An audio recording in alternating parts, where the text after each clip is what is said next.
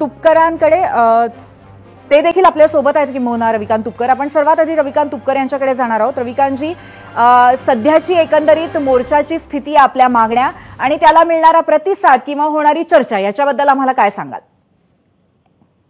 हजारो शेतकरी इथं नागपूरच्या वेशीवर आलेले आहेत आणि पूर्ण चक्काजाम आंदोलन मोठ्या ताकदीने या ठिकाणी सुरू आहे.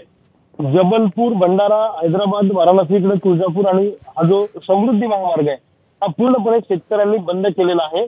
जोपर्यंत कर्जमुक्ती होत नाही तोपर्यंत आम्ही इथून हटणार नाही अशी शेतकऱ्यांची भूमिका आहे.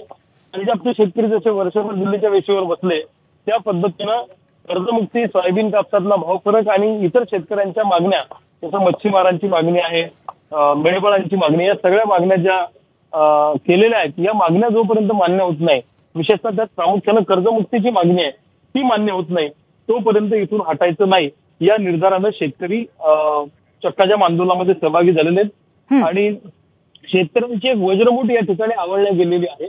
आम्ही सगळे शेतकरी नेते कधी नव्हे तर एकदा आता एकत्र आलेलो आहोत आणि बऱ्याच मॅक्झिमम शेतकरी नेत्यांची आजच्या आंदोलनाला उपस्थिती होती आणि सरकारने असं म्हटलं की या बैठकीला बोलवणं पण हे आले नाही. आज आम्ही वर्धा ते नागपूर या प्रवासामध्ये होतो. बैठकीला जाणं शक्य नव्हतं.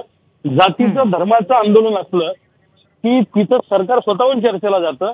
मग इथं मातीचं आंदोलन आहे, शेतकऱ्याच्या अस्मितेचा प्रश्न आहे. बरोबर, सरकारने चर्चेला काय येऊ नये असं. अगदी बरोबर आहे रविकांतजी. तुम्हाला थोडंसं थांबवते, या बैठकीबद्दलच असं विचारायचं आहे की बैठकीचं निमंत्रण नक्की कधी आलं होतं आणि अगदीच अशक्य होतं का या बैठकीला पोहोचणं? नाही, हे निमंत्रण मला व्यक्तिशः तर आलं नव्हतं. हा निरोप बच्चू भाऊकडेच आला होता सरकारमधल्या लोकांचा. त्यांचा बावनकुळे साहेबांचा त्यांना फोन आला होता की या नेत्यांपैकी कोणालाही पाठवा. पण ते इतके 11th आवरला काल संध्याकाळी किंवा दुपारी ते झालं की ते प्रॅक्टिकली जाणं शक्य नव्हतं आणि आजची तारीख सोडून त्यांनी काल बैठक करायला पाहिजे होती. कर्जमुक्तीची मागणी तर आम्ही वर्षभरापासून म्हणजे वर्ष झालं ना विधानसभेच्या निवडणुकीमध्ये सरकारमधल्या लोकांनी, विशेषतः मुख्यमंत्री साहेबांनी सांगितलं होतं 7/12 कोरा कोरा कोरा करतो आणि म्हणून लोकांनी मतं दिली. आता वर्ष उलटून गेलं तरी तुम्ही कर्जमुक्तीचं नाव घेतलं. एका बाजूला सोयाबीनला भाव नाही, कापसाला भाव नाही, अतिवृष्टीमुळे शेतकऱ्यांचं प्रचंड मोठं नुकसान झालेलं असताना शेतकरी आत्महत्याच्या उंबरठ्यावर रोज 8-10 शेतकरी आत्महत्या करतात. एक खुद्द कॅबिनेट मंत्री महोदयांनी विधानसभेत पटलावर सांगितलेलं आहे. किती शेतकऱ्यांच्या आत्महत्या झाल्यावर सरकारची योग्य वेळ येणार आहे? हीच तर कर्जमुक्तीची खरी योग्य वेळ आहे. आज लोकांच्या गळ्यापर्यंत आलंय. लोकांमध्ये संतापाची आणि असंतोषाची लाट आहे. त्यामुळे शेतकऱ्यांना मदत करणे सरकारचं काम आहे. बैठकीची गरजच नाही. अगदी खरंय रविकांतजी. आणि एकंदरीत ज्या विशाल संख्येने सध्या आंदोलक पोहोचलेले आहेत ते बघता याची व्याप्ती किती आहे, त्याची तीव्रता किती आहे हे सुद्धा कळतंय. याच निमित्ताने आता मी प्रशांत भाऊ यांना असं विचारू इच्छिते की प्रशांतजी, या बैठकीच्या अनुषंगाने सातत्याने असं म्हटलं जातंय की खूप आयत्यावेळी बैठक ठरली, त्याच्यानंतर कुठेतरी आंदोलन चिरडण्याचा तर हा मुद्दा नव्हता ना, असं म्हटलं जात आहे. तर या एकंदरीत नाराजीच्या बद्दल तुम्ही काय म्हणाल? नाही बघा, अगोदर बैठकीला होकार देण्यात आला होता, बैठकीला येणार होते. समजा अगोदर सांगितलं असतं नाही तर वेगळी व्यवस्था केली असती. प्रशासन किंवा एखादे मंत्री महोदय त्या ठिकाणी गेलेही असते.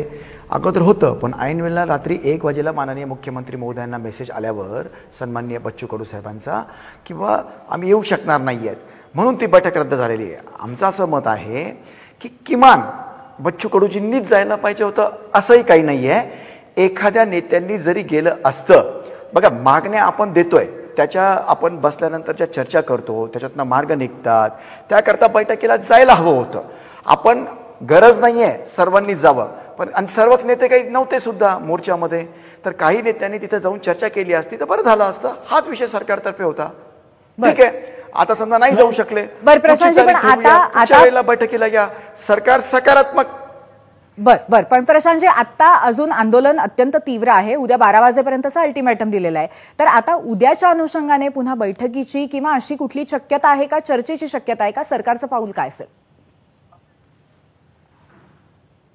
नक्कीच आहे. आताही जर समजा दोघांनी मिळून ठरवलं बैठक घ्यायची म्हणून, सरकार सकारात्मक आहे, त्याची चर्चा करायला सरकार कधी तयार आहे. पुन्हा जर आपण निरोप दिला तर सरकार नक्कीच तयार होणार आहे. शेतकऱ्यांसाठी सरकार सदैव तयार आहे. बर